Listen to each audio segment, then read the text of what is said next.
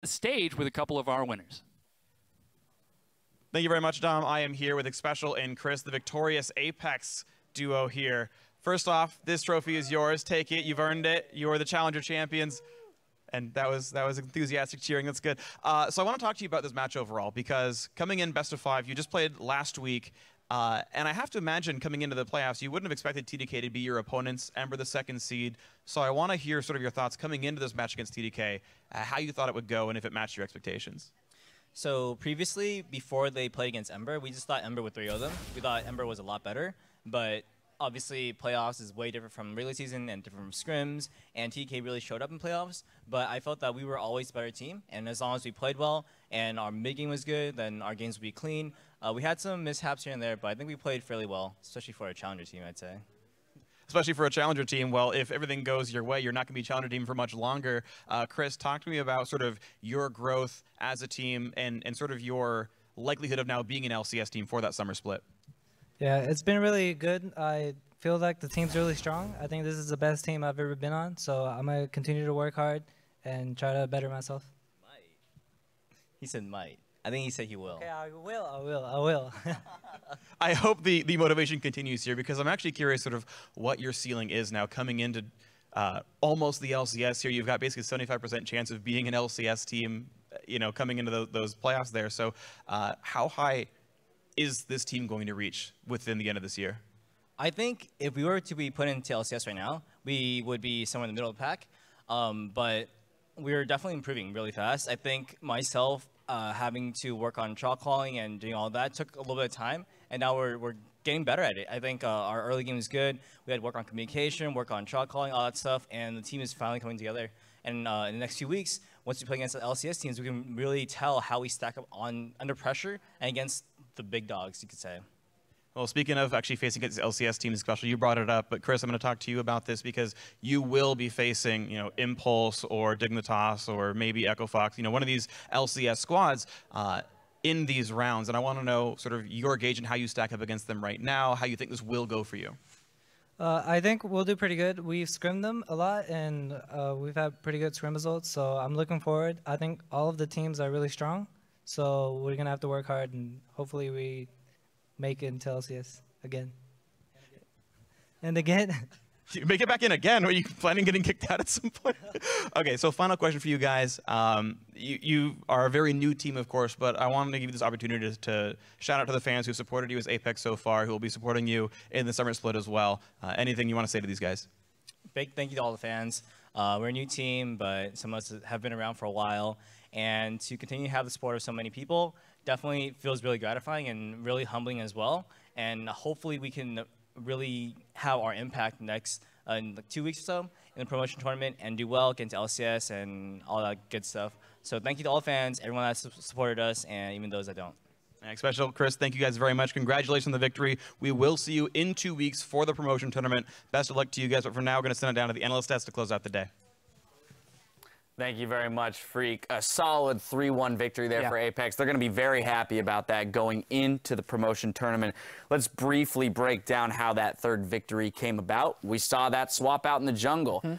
Eve for Shrimp, and I think Zyrene rightly put it, it's not necessarily a second fiddle situation, as he had 100% kill participation, 7-1 and 11 KDA. Yeah, I was looking for my best analogy, and to me, this is like having a really heavy running back, like the New York Giants when they had Brandon Jacobs, and then a really quick running back like Tiki Barber. Shrimp would be the heavy running back who wears you down, is a more reliable style. He will be heavy farm. And then you throw an Eve at the end when the other team is used to this kind of slower, more crushing style, and he just kind of jukes around, ganks everyone, gets 100% kill participation. And I really liked the usage of that there, where Shrimp had a successful Rek'Sai game, and they completely switched it up, even though it was already successful, and it was even more successful because of the preparation. Right, making big gains there for Eve. And it's kind of funny because we look at it and we say, okay, they just had success with Shrimp in the most recent game. Normally, as the winning team, your strategy or what you would say is don't change it, force the other team to make a decision. But as you mentioned, it's really cool, if anything, to see a challenger team employing the use of subs in such a way that is giving them an advantage, or at least able to just shift the dynamic of the game in the series as a whole. Exactly. Stay one step ahead of the game. I mean, for the same reason that Apex decided to be blue side in game 1, but then chose red side in game 3 and created a pick and ban that was hard for TDK to adapt to once it was figured out. I mean, essentially, TDK was trapped into first picking Nidalee,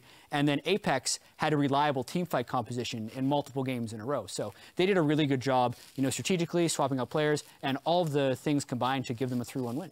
Yeah, and you know, you brought back the pick and ban idea. It kind of makes you wonder what exactly TDK could have done, knowing that they are in this situation, right? They didn't necessarily have the foresight to know that they'd be thrown into this pick ban situation, but okay, we're stuck on blue side for this long, and they seemed a little stubborn, at least in their bans. They did switch it up in game 4 here with the Callista and Corki coming. The Callista coming through as opposed to the Graves, but nothing super curveball-y. They didn't try to disrupt them too much, and I think that might be a learning point for them going forward. I think so. They're going to have to pick it up real quick when they play in the promotion tournament in 2 weeks, because when they even won the semifinals, it was very one-dimensional with the Poppy and the Nautilus, and here they had the Ezreal mid lane strategy. That didn't work, and they kept going back to it. So they've had a strategy of being one very focused thing. Whether or not they decide to continue that through the promotion tournament, I don't think that'll work, because they now have to win 2 best-of-5s, so they have to really spread out their strategies, and they don't have long to do it. Right, exactly. I mean, time is definitely of the essence here for these teams. We heard Apex talking about, Special and Chris talking about their successful scrim results against some of the lower-tier LCS teams.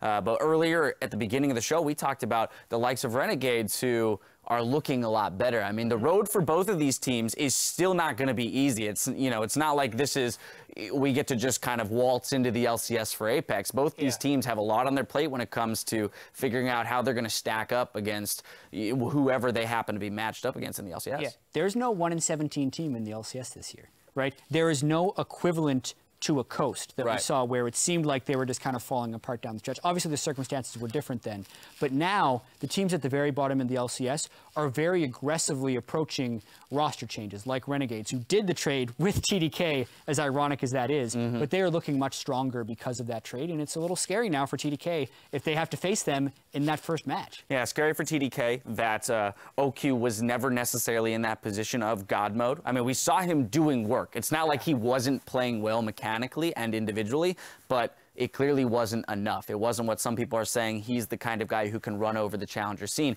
On the flip side, mentioned by the casters, you have Police. Now, he was playing Sivir every game, but coming into this matchup, everyone's like, oh, he's going to be a huge detriment to the team. It's going to be this, you know, big hurdle that they have to get over in the matchup against OQ. And to be honest, if he keeps getting a more utility-like champion in Sivir, they might find success with him, no problem. Exactly. They were able to show a fairly large amount of diversity in their other roles that enabled their AD carry Police to play Sivir every game. It is an advantage of having Keen in the mid laner. He has such a peculiar champion pool that he changes the way you approach the ban phase, and that allows some of the other players to have shallower champion pools that are much harder to attack. And that'll be super interesting to say. As Freak was saying, the only way they don't make it in the LCS is if they lose 2 best-of-5s in a row. Exactly. Not to mention how fun it is to watch Zed, Quinn, Graves, Nautilus, Azir, you know, it's just such a huge roster of champions that you can see in such a short period of time. Well, now we have our 2016 Spring Challenger champions. So one last time, let's bring up the bracket. Apex took down Team Liquid Academy in the semifinals, and with their win over Team Dragon Knights, claimed first place. And with their finish at the top of the Challenger field, Apex will move on to the promotion tournament, just one best-of-5 series win away from claiming a spot in the upcoming LCS Summer Split. Now that's going to do it for us tonight, but be sure to tune in tomorrow for Week 9 of the European LCS. Thursday starts with Giants versus Origin, with H2K going up against Unicorns of Love in Game 3. Then Rocket goes up against Team Vitality, while Splice takes on G2. And Europe's match of the week takes place on Friday when Fnatic takes on Origin. Games start at 10 a.m. Pacific Standard, 6 p.m. Central European. Once again, congratulations to our winners, Apex. And on behalf of myself and the entire live broadcast crew, thank you for watching, and good night. It's 2 weeks until that break? Yeah.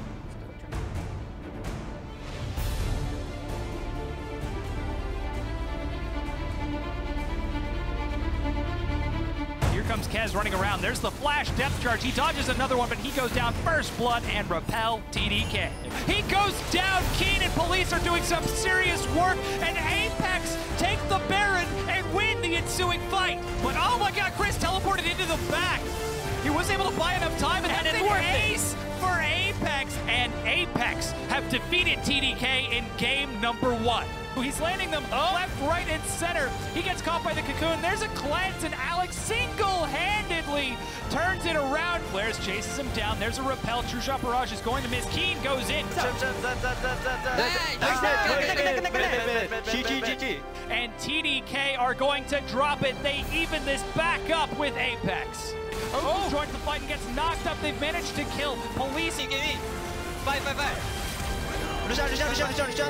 I got it. Kez is the one who eats it as Apex charge forward relentlessly. That's another kill. And Apex, with a composition that has more durability and more damage, take game 3. Flares in time. He's taunted. A great cocoon buys enough time. They're turning it around. True Shot Barrage from across the map. Oh! Gets the kill. I'm here. Go. Bye. We get it. Apex 100% into the double elimination bracket.